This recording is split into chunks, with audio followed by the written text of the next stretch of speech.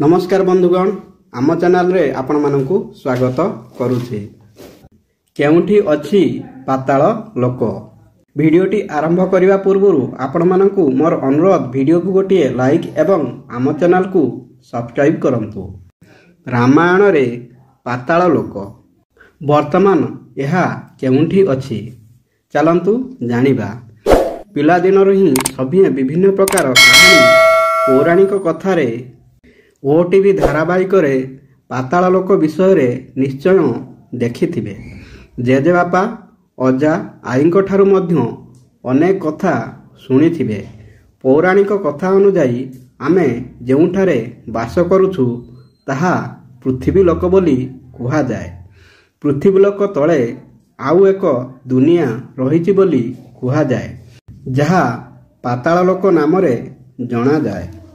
समुद्रर असीम गभीर रे पातालर अस्तित्व रहिथिबा नेई उल्लेख रहिछि। कुहा जाइछि पृथ्वी एवं समुद्र तळे पाताल लोकर अस्तित्व मिलिछि।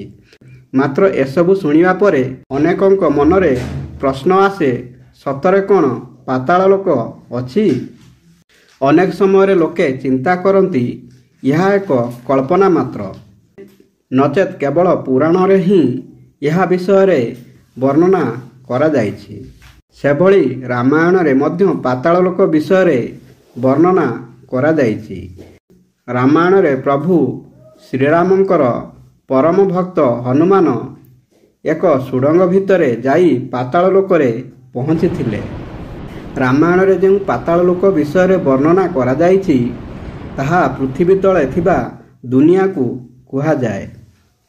पाताल लोक पर्यंत जीवा पाई अनेक गभीर स्तर, प्राय 70,000 स्तर पर्यंत जीवाकू पड़िबो। वैज्ञानिक माने अमेरिकार हंडुरास रे सिउदाद वानका नाम रे एक पुराना सहर आविष्कार करिसंती। अनेकंक कहिबा अनुसार यह सेही सहर जेउठारू प्रभु हनुमान पाताल लोक रे पहुंचिथिले। याकू विश्वास करिबाकू अन्य किछि कारण मध्य रहिछि। अमेरिका रे मिलिथिबा एही सहर को पाताल कहिबार अन्य एक कारण हेउछि, जदि भारतर कोनोसी सुडंग खनन करा जाए यह सीधा सिउदाद वानाकारे पहुंचिबो। अन्य एक कारण हेउछि एही सुडंग रे प्रभु हनुमानक भଳି बानर देवक मूर्ति मिलिबा। एही मूर्ति रे बानर देव आंठुमाड़ी बसिबा सह तांका हातरे गदा भଳି किछि अस्त्र मध्य देखा जाउछि। सेहीपरि अन्य केतेक ऐतिहासिकंक मत अनुसार 1000 वर्ष पूर्वरु विलुप्त होई सारिथिबा एही सहर रे लोके बानर मूर्तिर पूजा करुथिले।